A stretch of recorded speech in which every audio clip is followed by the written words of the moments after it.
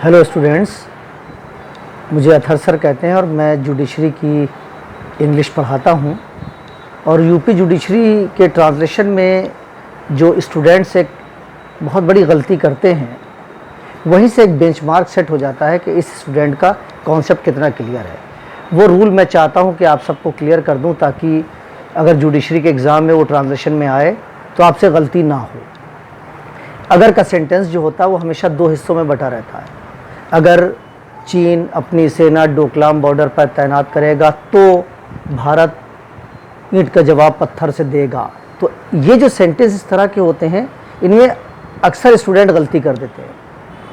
अगर के साथ तो आता है, अगर को इफ़ कहते हैं, और इफ़ के साथ स्टूडेंट जल्दी से देन लगा देते हैं तो के लिए, जबकि इफ़ के साथ तो के लिए देन ना आकर कॉमा आता है। तो ये गलती नंबर 1 से मैंने आपको बचाया। इफ़ जहाँ आएगा वहाँ देन की जगह कॉमा आएगा। और गलती नंबर 2 जो बहुत बड़ी गलती होती है, इफ़ और कॉमा यानी तो के लिए जो आपने कॉमा लगाया था उसके बीच में कभी विल का यूज़ ना करें।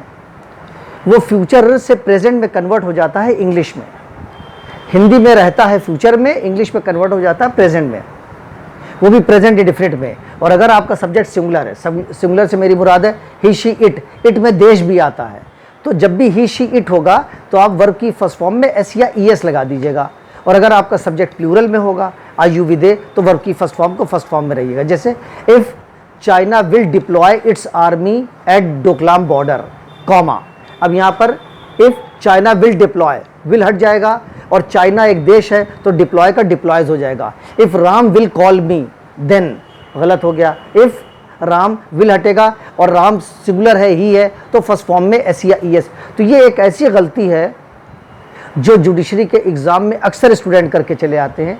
तो इफ़ के साथ तो के लिए देन न लगा के कॉमा लगाइएगा। इफ़ और कॉमे के बीच में विल का यूज़ मत करिएगा, उसे प्रेजेंट इंडेफिनिट में कन्वर्ट करिएगा। अगर आपका सब्जेक्ट सिंगुलर है, सिंगुलर यानी ही शी इट, तो उसके साथ वर्ब की फर्स्ट फॉर्म में एस या ई एस लगाकर फिर आप सेंटेंस बनाइएगा। और अगर आपका सब्जेक्ट प्लूरल में आता है आई यू वी दे, तो खाली वर्ब की फर्स्ट फॉर्म रखिएगा। मुझे उम्मीद है ये रूल आपको बहुत पसंद आया होगा। Thank you so much. और अगर आप मेरे बैच को ज्वाइन करना चाहते हैं, जो अभी 23 से स्टार्ट हुआ है, अभी इंट्रोडक्टरी क्लासेस चल रहे हैं, एलिमेंट्री क्लासेस चल रहे हैं, तो आप टारगेट फॉर IQ पे मिस्टर सत्येंद्र से कॉन्टेक्ट कर सकते हैं। सत्येंद्र सर आपको सारी डिटेल्स दे देंगे। और I look forward to having your benign presence in my batch. Thank you so much. Thank you so much.